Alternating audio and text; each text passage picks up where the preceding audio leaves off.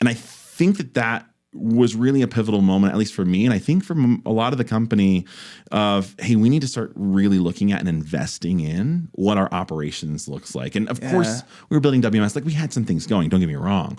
But it was more of a, hey, none of us exist if we're not in stock.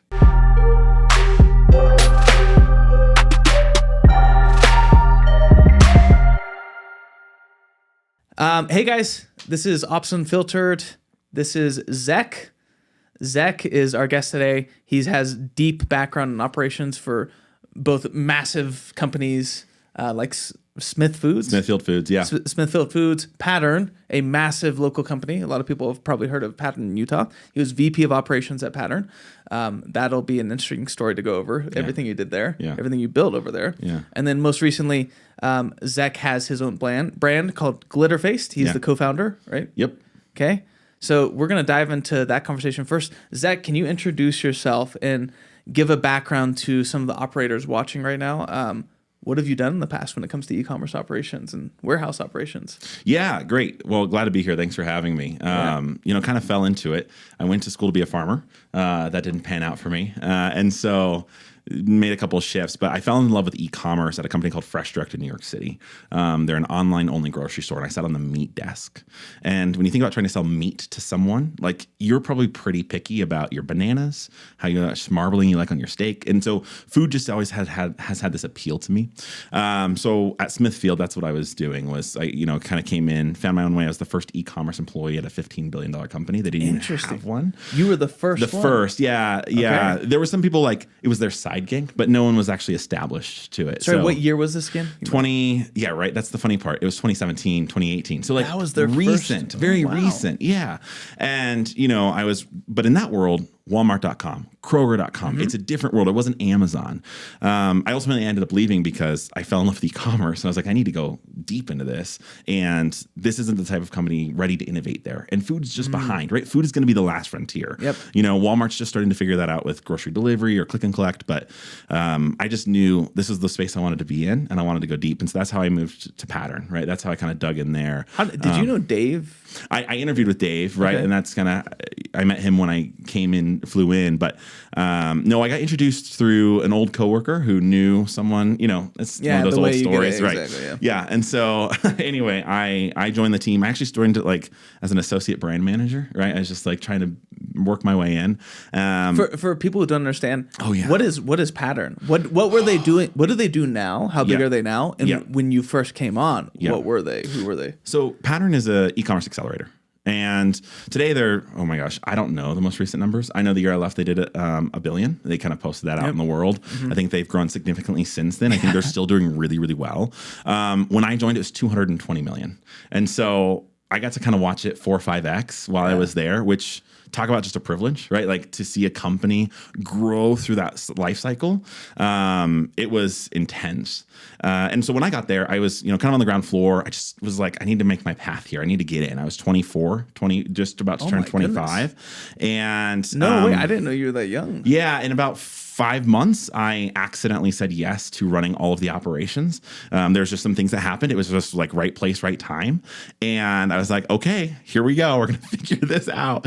I'm sure I definitely owe apologies to a few people out there that had to work for me. But anyway, so over the course of that time, we had a team of, then like 300, a couple warehouses. It grew. I then, they smartly brought someone else in over me that was like, hey, I've done this before. We should do this together. So Pattern was part of this is my understanding of Pattern. They were part of the accelerator versus aggregator wave.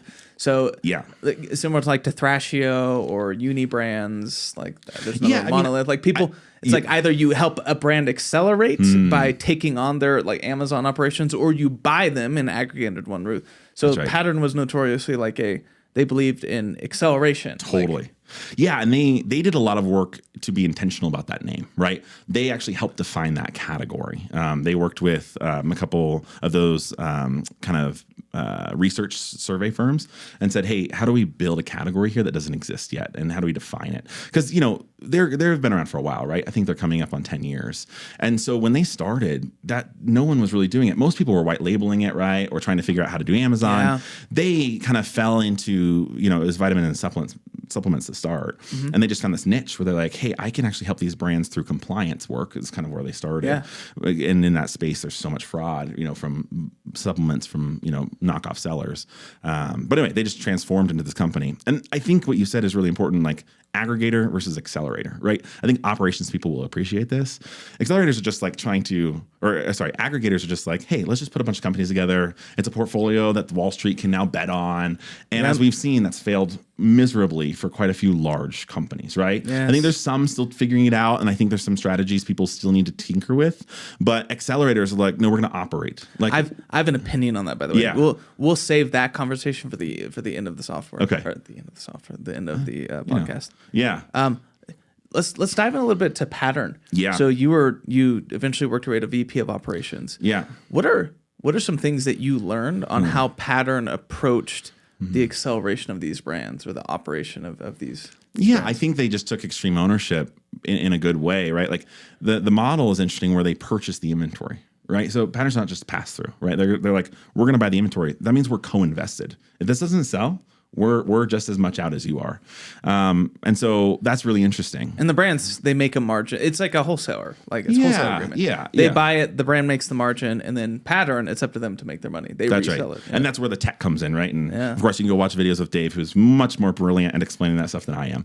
But yeah, so from an operations perspective, we were bringing inventory into a single warehouse of multiple types. I would say that's one of the biggest challenges I had to face during my time there was we started with supplements. We were super small, super efficient, super cost effective, right? This is $60 and I can make a good profit on it. Now I want to ship shoes and I want to ship dog toys and I want to ship cell phone accessories and get into outdoor gear. And all of a sudden your SKU variables become massive. And so how do you build a singular warehouse or a singular process somewhat to handle all of these different types of products? That was probably the biggest challenge, I would say, and probably something they're still working through because they continue to add more and more companies into their umbrella. So Zech is sitting there, 24 years old, VP of operations, maybe 25. Yeah. And like you said, the beginning, a lot easier to handle. You're running this warehouse. Yeah. You're selling. I imagine what's happening is you're just receiving a lot of inventory. Yep. You're running your own reports and your own data. You're replenishing these Amazon stores like to FBA. Yeah. You're doing some FBM as well. Yeah. When did it feel like things were breaking on the warehouse? When did it turn into like, oh yeah, this is cool. Like we just stay on top of it. Pretty manual process. Who cares? When did it start? Catching on fire. COVID. Yeah. That's when the world ended for us. Like in a great way, right? Like in the best possible way. We just exploded. We were, e-commerce, the whole industry took a massive balloon. Yep. And, at the same time, I think the year before that or 2 years before that, they had just started investing in this diversification. And so you had all these new types of products coming in at incredibly large quantities all of a sudden overnight, right? Because existing brands, big brands. And then you had Amazon who was trying to figure out how to navigate this. They didn't have warehouse space. They put in inventory limits. Literally, we had a pile in the warehouse that was, we created the shipment, it's ready to go, but Amazon hasn't built the process for us to integrate with them yet to fix that shipment so we can send it because it was over the inventory limit before we sent it. There was like 150,000 units just sitting in the side. And we had to work through that. And it took some of that custom tech, right? Like changing the way the software and the WMS integrated with Amazon in order to fix some of those problems. So what did you have to pivot on the custom tech side? First off, what were you doing at the beginning that was working? What tech were you doing? What was the process for like removal orders or for transfer orders to Amazon? And then what tech did you build as a result of the issues you're running into? So my time at Pattern was always homegrown. There was never a time in which the WMS was purchased off the shelf. The first version of it, which they don't even use anymore, was called Amazar.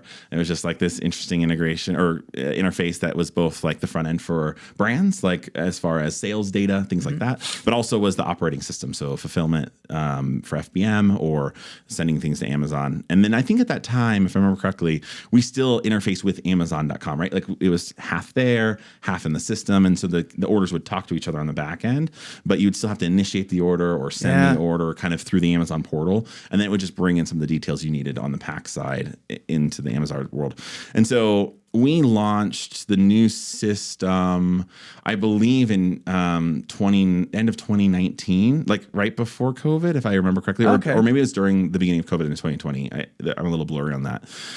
But really we did that because we weren't just supplements, right? Like So did Pattern have in-house developers that you would interface with all the time? One of the co-founders is, they're still their CTO. And Dave is, kind of a data guy and has been in tech his whole life. And so they are very comfortable and accustomed to building their own tech. Interesting. Yeah. So I asked you this off camera, but why, as somebody in the WMS and e-commerce backend space, when I hear that, I'm kind of like, I'm super interested. Why did you build your own WMS? Yeah. It's like, it's such a massive lift. It's a massive lift. I think Pattern has a compelling reason why, though. Yeah, well, yes. We had a couple of solutions we were solving for. One of the bigger ones is multiple accounts. We were probably shipping into about 10 to 15 different seller accounts. So that's, for example, that's the flow of, you have to create an inbound shipment to Amazon. Yes. Amazon forced you to break them down into specific box and different units measure. Yeah. And you were doing that for like hundreds of accounts or maybe dozens of accounts. Yeah. I mean, 100 of brands or dozens of brands and then probably like 10 seller accounts. As I evolved my time there, Amazon started to open up kind of pathways for Pattern to have multiple selling accounts that Pattern owned. And so anyway, it always just became a competitive edge to have our own WMS because of that nuance. And also I would say, Amazon was just constantly changing. If anyone's been in ops with Amazon over the last couple of years, we have inventory limits, we have none. We have inventory limits, we have none. They just have gone through a bit of a whiplash like the rest of the supply chain industry. And so, having the ability to adapt to those changes quickly rather than waiting on a massive, because at the point we were making this decision, right, you normally would go with like a Manhattan. Like that's the size we were at. That's the size of warehouse, the volume we were putting through, the amount of money. Like you would go with a massive solution, but how fast is like a Manhattan going to actually adapt to an Amazon? 2 years. Yeah. And we needed it in like 2 days. We had to have it in 2 days. Yeah. Otherwise we're out of stock. And then all of a sudden the whole thing goes south. Really interesting. And did you guys ever have that oh shit moment in tech where it's like, okay, maybe this is a little bit bigger than we were thinking? Oh yeah. I mean, at least I did. Everybody does that in tech. They're like, oh yeah. Dude, how difficult? It's not that bad. It's like, you just have some bins and like we do inbound shipments to Amazon. But then it's like, oh crap. So we have this and we have this and this. Oh, and okay, unit of measure. Okay, that opens up a whole world right there. Yes, I know. Yeah, it just is never ending. Yeah, there's definitely times, right? Like it gets hard and you're trying to solve, hard problems. Like, what's the idea of a pallet? How do I build that in the system so that we can then start tracking it, right? Like all of these storage bins and containers. And we had some amazing people who worked on all that. But I don't believe anyone in, to just add on to that, anyone inside of the tech team that was kind of charged with that had ever built a WMS. So there wasn't also any of this like historical knowledge. And I don't know if that's true today, right? I've been gone for a while now, but there was a lot of, we're just going to build this from the ground up, right? And so that's very smart people who figured a lot out. But yeah, it was definitely challenging. That's something that our CTO is very good at, which is we look into everybody who has ever built a WMS. We try to get accounts. We poke around. His thought process is like, nowadays almost everybody has solved this back-end problem in some way. Right. And you can learn so much from how Dynamics 365 did it, how NetSuite did it, how Oracle, like all of these companies. It's like you can learn so much and then put on, your own tweaks or yeah. So that's really interesting. It's also cool. I find it's very admirable that Pattern sticks to their guns on building their own tech, no matter how difficult. Yeah. How did you guys handle replenishment for so many different brands? So in other words, like this is running low, or like sales have spiked. We need to send X amount of units to this. How did the software automate that, or was it mainly through Google Sheets, Excel? Excel was our friend, and we were perfect. No, I'm just kidding. It was challenging. We had a team, inventory managers, and their job. We did normally a weekly cadence. Obviously, with Amazon, especially with the limits, like you had to just stay very nimble, and so we had inventory flowing weekly on the purchase order, unless the brand was too small and we had to kind of go to a different cadence.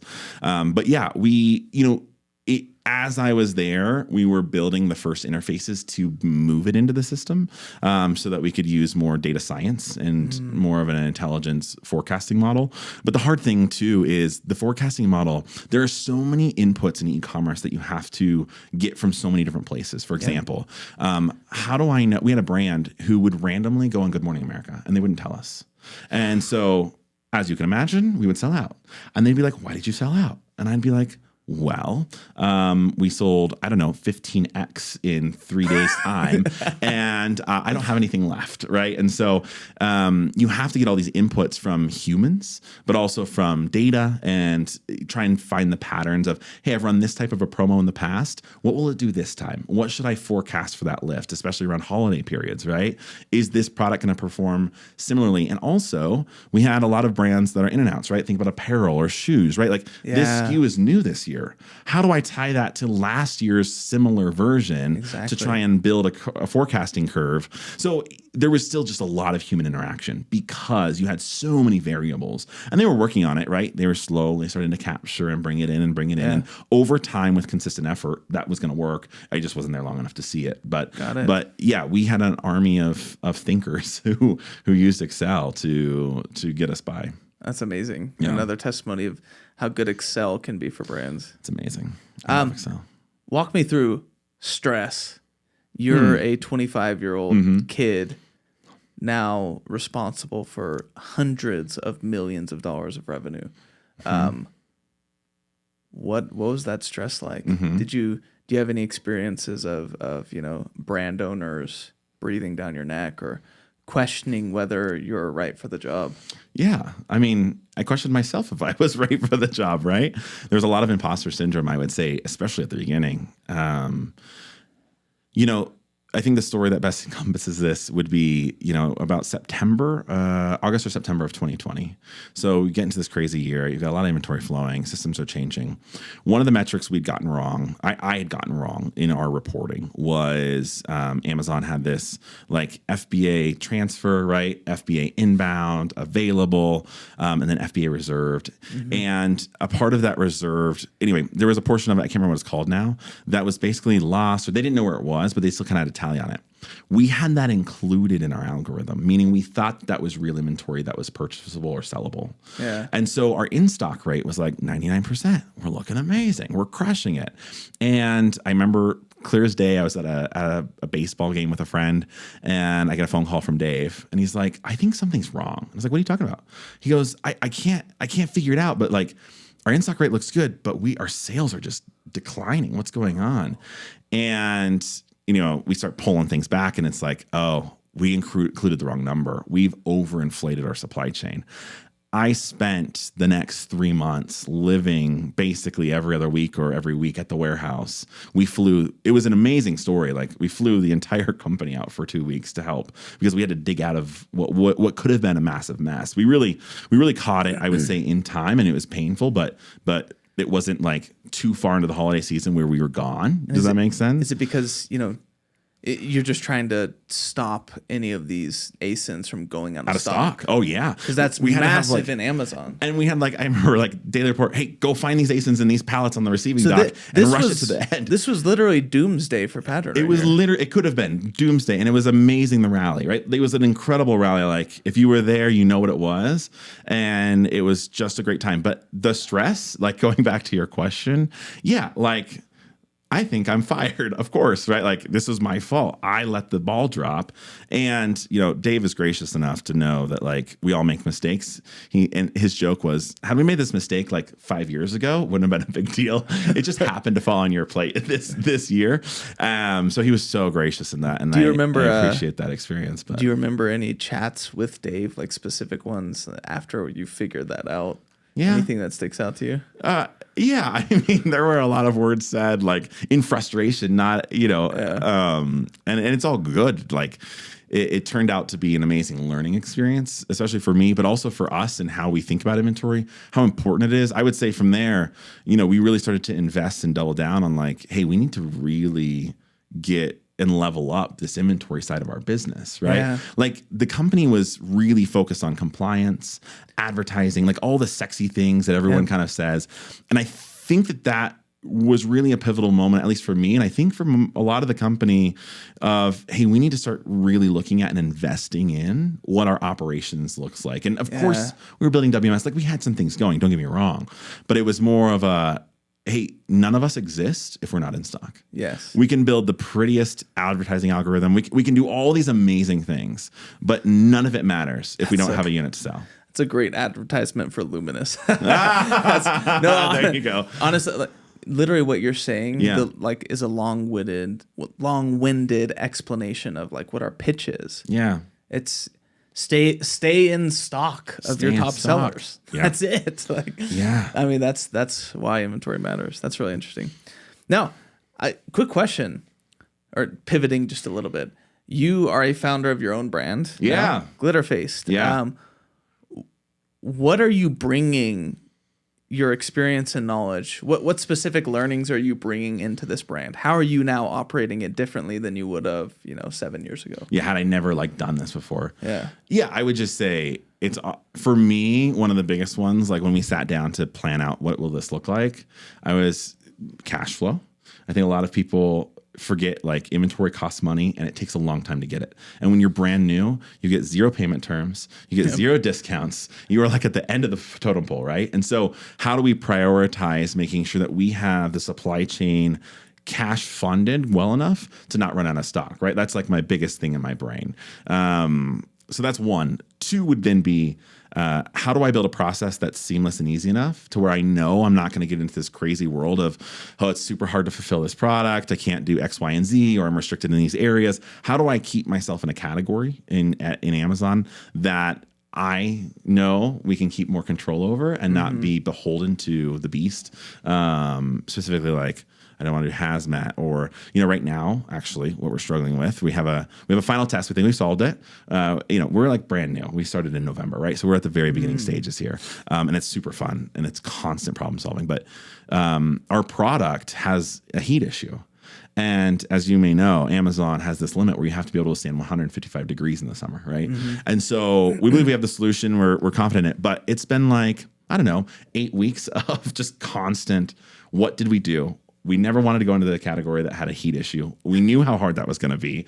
Why did we end up here? And so, yeah, those were the things I think I thought about most in defining kind of what we wanted to do. Also, SKU count. I'm also a big fan of you don't need a lot of SKUs. You just need the right ones. How many SKUs 5. do you have? 5. Nice. 5. And we'll in and out, right? We'll get rid of some. This doesn't work. We'll get a new one. Will we end at 5? No. We'll probably be closer to 20, I would guess, just because we're a color variant product. Of course, so we're going to have a little bit more.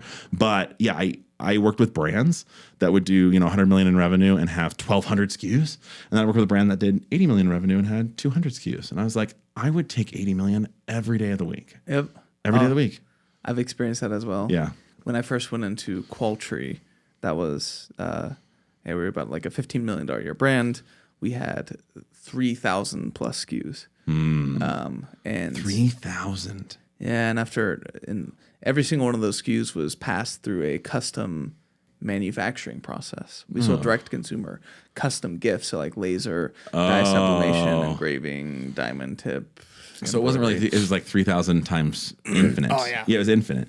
3,000 base stocked items, yeah. But then hundreds of thousands of design SKUs and variants. Wow.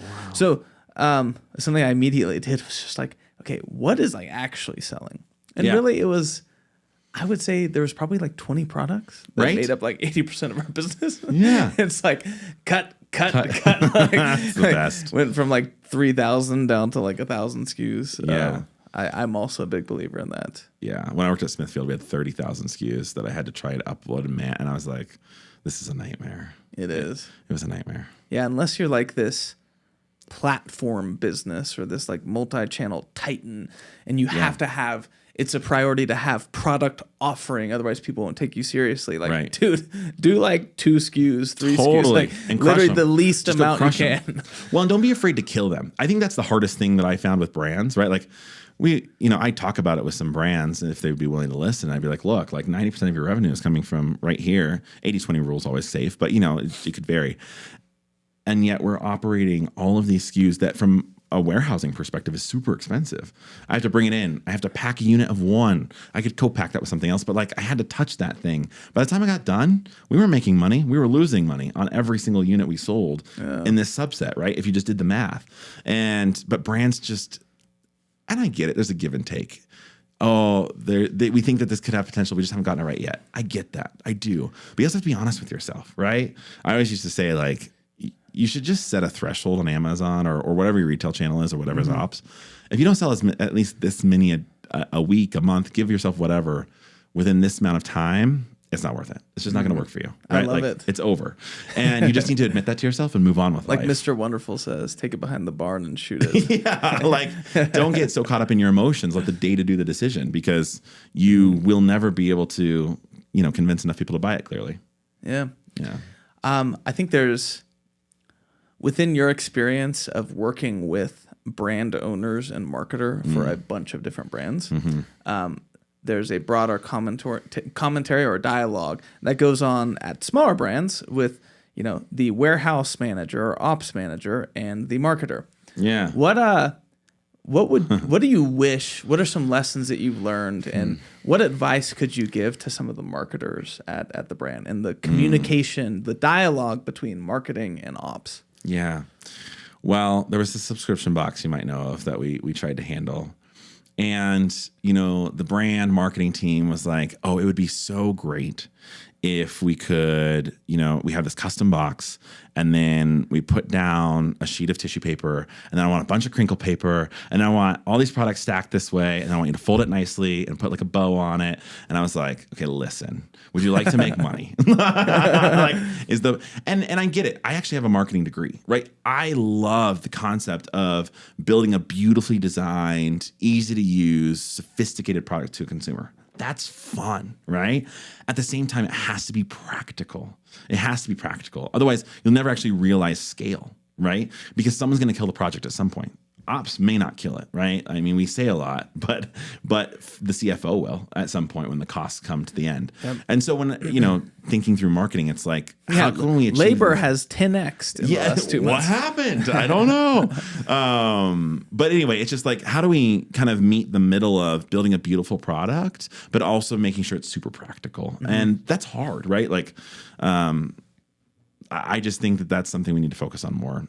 Packaging is actually a big passion of mine. It's kind of nerdy, mostly because we are still stuck in a retail packaging world where everything is produced for a shelf, and that's not where we're headed. And at some point, I hope brands are able to kind of wake up and realize that they're going to have to diversify their packaging lines. And I know that adds variation, and I'm like the person that loves to kill variation, right? But it's too expensive to ship a product that's this big in like a display thing that's this big. Like, it doesn't make sense anymore. And I get, like, yes, the shelf, I want consumers to see it. But frankly, it's too expensive. Yep. It just is. That's a good point. What about marketing events? Kind of back to that Good Morning America story. Yeah. What do you wish?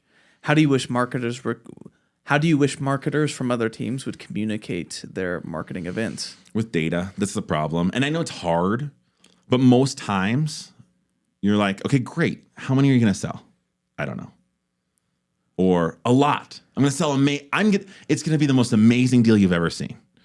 And I recognize it's hard, right? There are a lot of hard things, but we have to make an attempt. And we have to strike a balance of making sure that we can have appropriate amounts of inventory and not just over bloating the supply chain. And then at the very least have a plan, right? Like, hey, we're going to go 5x your supply chain for you. We believe in it. We're going to back you, the marketing team. We love this. If it doesn't work, what next? Just have a plan. Maybe it's a secondary promo. Maybe it's some other thing, but just have a plan. Because we'd look at the inventory balance sheet like once a week in a massive meeting, and it'd be like, oh, this brand is, $350,000 overstocked. What happened, Zech? And it's like, well, we decided to run this promo. It didn't work, and now we're sitting on inventory for the next 25 weeks that we didn't need. And so, it's just about the back end of everyone likes to kind of scurry when the event is over, and the ops people are kind of stuck with answering for why we're sitting on something. And I'm not trying to fault anyone who looks at it and is like, oh, it's all ops fault. People were smart enough, but we still had to burden it, right? We still had to pay for the storage costs. Our P&L would still have to burden the mistakes, and you don't know their mistakes until you do them, right? But they would have to burden the mistakes, and then there was just no one there helping kind of solve the problem. Okay, well, onto a more nerdy conversation right now. Aggregator versus accelerator. Okay. I try to have this conversation with some of, with my co-founder and some of the people that I know, and everybody's like, what is that? What's the difference? Yeah. So as somebody who knows the difference, which model do you think is best, especially now? Well, I think we kind of know now. I was like, I think the proof is in the pudding. I'm also super biased. Yeah, I think the I have a different opinion, but okay, yeah, okay, I want to hear yours. I like it. Two things I would say. One, it all comes to operational execution. And I think one of the things that the aggregators has probably gotten wrong is they were betting that they could bring the supply chains more together and get more efficiencies, and they couldn't. And domestic operations. Which is technology. So expensive, right? Like there's so many layers trying to quote unquote merge these companies together. And so I think there could be value in, hey, how do we build a stock and we just honestly, we know they're going to operate independently. We can find some efficiencies in a few areas, but not overstating those. Maybe that could work, right? Maybe there's a model there that could flourish. And I think, I got a buddy down the road at one, and he said their success, actually, the reason they've kind of made it through the aggregator curve is because they stayed really specific to verticals. So rather than going super wide and trying to get all the different types of products they can think of, supplement brand and a clothing brand and this brand, right? Like they said, hey, we're going to stick with pet and baby and 2 or 3 categories. We're going to go super deep, and that way we know when we go buy another pet category, we kind of know how it works. Like we already are in the minutia, and we don't have to start from scratch again. And so I think that could make sense, right? I think there's some success happening out there in the small ways. Nothing on the big kind of, what did Thrasio get to? Billions of dollars. But I think the biggest issue there was that they just thought they could execute all these brands and bring them together, and clearly they couldn't, right? And I think they have a lot of work to do. Accelerators, I think the reason why they have the leg up right now, I think they'll have it for a long time, is because they don't have to worry about that, right? They are saying to you, I know Amazon best. We sell your stuff really well on Amazon. That's it. Done. Yeah. We ended the story. I didn't say to you, I know how to operate your brand. I know how to operate your marketing team. I know how to expand your SKUs. I know how to choose a 3PL better. I know how to integrate That's not tech. my business. Yep. I can provide you some data. Yep. If you're interested about market trends, I can provide you some data. I know Amazon. But at the end of the day, I just crush Amazon. And that's why Pattern has done so well. They knew when to stop and when to not over kind of extend themselves within the brand conversation. And I think that's been really, really smart. I basically agree with everything you said. The only thing that I would say from a technology perspective with Luminous is I think, in my opinion, the aggregators overestimated big time tech, fulfillment, and purchasing. Like those 3 things. It's just like, well, throw them all into one 3PL or like, or just throw them all like. Let's just get one person to manage all the supplier relations, or like, we'll just have like they underestimated that you can't just aggregate operations that simply. Technology is very difficult, and from my perspective, somebody who goes so deep into brand and operations and really streamlining them, it's like 10 brands. 10 different 3PLs. Maybe 3 of them did in-house fulfillment. All different pieces of tech. Maybe you have one shared WMS, but then the purchasing for this brand is on Google Sheets, and then the supplier relationship was on this one through this one, and for this company it was through a trading company. They didn't go factory direct. That is mind-boggling, and you have to have true experts, and in my opinion, you have to have a technology that is set up for that, like a technology that can integrate into every single WMS, like a true strategy on like, no, we can actually own the in-house fulfillment. Here's why. Like we could aggregate everything into one warehouse. Here's why we can do that. I don't think that was because we actually talked to a couple aggregators. And they came to us with their hair on fire. Like, can Luminous solve this technology piece? And it's like, sure. I mean, we could. You're gonna have to pay for it, and a lot. Exactly. It was a little bit too late, but I could tell as I was talking to them, it was like they drastically underestimated the tech piece in the 3PL. And also the purchasing and replenishment. I mean, imagine the amount of distribution points that a purchaser has to replenish. So they're managing factory relationships for 10 different brands for 7 different 3PLs. Oh, and by the way, every single one of those brands, they sell to FBA Canada, FBA United States. Right. So it's mind-boggling. Like, and they could also have multiple manufacturers per brand, right? Different manufacturers could do different products or product types. Nobody asked the question, like, do we have a piece of tech that can handle that? Yeah. It's kind of like, oh, we'll figure it out on Excel. Well, yeah, you can do that if you have limited scope, kind of Right. like an accelerator. You can do that on Excel. But if you if you're doing that across 10 different companies, No. And hundreds of thousands of SKUs, like that, Yeah. it's I mind mean, blowing. can you imagine how many SKUs Thrasio got or has gotten to? I mean, I don't even know. I don't even want to think about the number. Yeah, I don't. It would stress me out. Yeah, it's like thinking of like eternity. It's I can't compute that Forever. Yeah. So I personally think when a system like Luminous Yeah. figures out a truly integrated backend platform, Yeah. and AI is such a buzzword, but Such a buzzword. AI, like actual auto replenishment and auto purchasing in some way, like in a compelling way, not just like, we looked at your data and we drafted a transfer, like a bit more than that. Yeah. But when a company like Luminous or somebody else can figure out auto replenishment for a wide variety of use cases and can actually integrate into any WMS on the market, no problem. Yeah. That's when you could actually have a compelling use case to aggregate brands. Until then, like, I don't think so.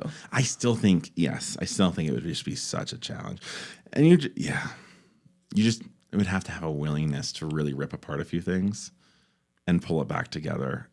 If you want to go down the model of, hey, we're going to take 6 operations team and go down to 1, I mean, can you imagine the amount of processes that exist within each segment that you would have to redefine, rip apart? I mean, outside of the technology layer is there, yes, but then just the human capital training process layer. I agree with your friend how he was saying it. Yeah, how do you do that in a compelling way? Well, you start with a vertical that's like predictable. The problems you run into are predictable. Yes. And you say, okay, we'll do these 3 companies first. Yes. Boom, in this category. Okay, 3 more companies in that category. And That makes sense.